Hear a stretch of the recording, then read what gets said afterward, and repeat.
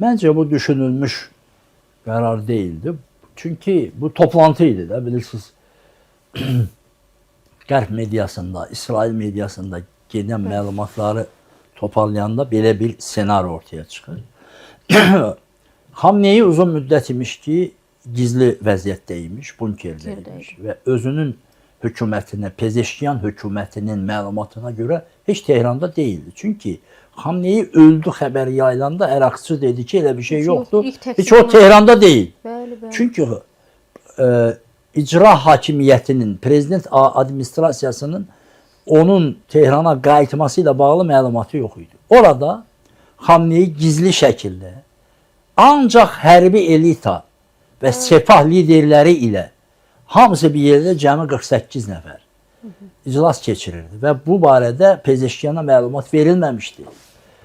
Xarici İşlər Nazirinə məlumat verilməmişdi. Mülki strukturlara bilgi verilməmişdi ki, qırağa çıxmasın. Yəni Amerikadan gizlətmişdilər. 8-də iclas başladı. İran vaxtı ilə 8:05-də vurdular. 5 dəqiqə sonra vuruldu. Və əməliyyat həmin gün axşam olmalıydı, bilirsiniz. Bəli, 6-cı gün. Əməliyyatın qabağa çəkilmə səbəbi də Xamneyinin qəfil iclas keçirməsi olub. Mən gedim oturum kabinetimdə mənim başıma bomba atsınlar kimi bir məsələ deyil bu. Doğrudur, iş başında olub. Doğrudur, toplantı halında olubdur. Doğrudur, bir ölkənin, dövlətin, ulusun rəhbərinin vurulması çox pis hadisədir.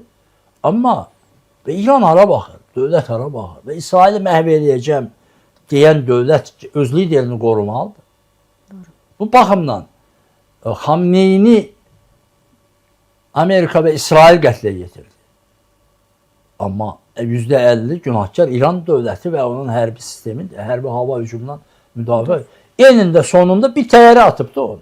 O bombanı bir neçə təyyarə atıb. Hava hücumundan müdafiə qüvvəsi hanı milyardlarla vəsait xərcləyib Rusiyadan S-300'lər, S-400'lər almışsınız. Niyə işləmədi onlar? Niyə o təyyarəni vurmadınız? Və dövlət nə üçündür? Özünün simvol və ilahiləşdirilmiş liderini qoruya bilmədi. İndi adını qoyurlar ki, bu özü bunu seçdi. Şəhidlik, şəhadət zirvəsi. Bunkerə girmək üçün. Bunkerdən çıxıb iclasa gəlmişdi. O iclas zalıda Amerika mediasının deməyinə görə özünün qərargahının yeraltı keçidində xüsusi bir gizli bir nöqtə olub orada. Onu da biliblər. Niyə? Çünki baxın, İran hakimiyyətinin içində Amerikanın və Mossadın casusları var.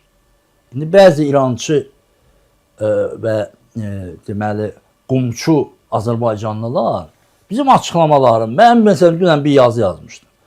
Onun üstünə düşüblər. Allah sizə lənət eləsin. Sizin biət elədiyiniz mollaların içərisində Mossadın adamı var. Yoxsa ali dini liderin yerinə əvəz iclas saatını hardan bilirlər? Trump dünən açıqlama verdi ki, 48 ali lideri bir zərbə ilə öldürdük.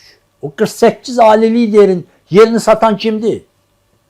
Bizim xəbərimiz var, sizin xəbəriniz var.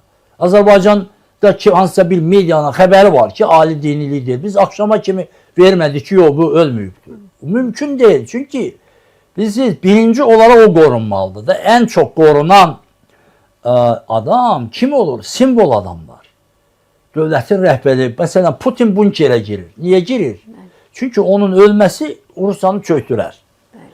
Xamneyi bunkerə girir, düz eləyirdi. Niyə? Çünki onun ölməsi İranı çöktürər. Necə ki çöktürür? Demoralizə elədi. Yəni, bütün İran ağlaşır bu dəqiqə. Təbii ki, sevilənlər də var.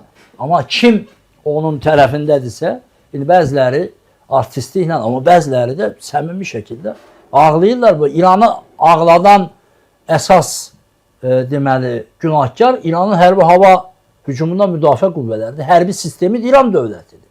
Və bir də öz ali dini liderini satan satqınlardır. Mossad'a işləyənlər, Amerikaya işləyənlər. Hardadır be İran kəşfiyyatı? Burada bizim bir dənə yazımız olanda götürür ondan səhər televiziyası. Bəli, süjet hazırlayır. Süjet hazırlayır. Sizi, məni, Fazil Mustafanı hədəfə qoyur. Sənin başına İsrail bomba yağdırdı, liderini öldürdü. Sən mənlə nə işin var? Get pulu başqa yerə xərclə. Get raket al. Bizim ya Musavat.com'la ya TV Musavat'la ne işin var axı? Ben dediğim ondan ibarətdir ki, bir dövləti məhv eləmək proqramı, doktrini qoymuş bir ölkə, bir dövlət əks cavaba hazır olmalıdır.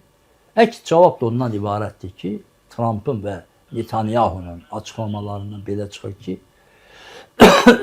İranın indiki rejimini və idarə etmə sistemini dəyişmək istəyirlər.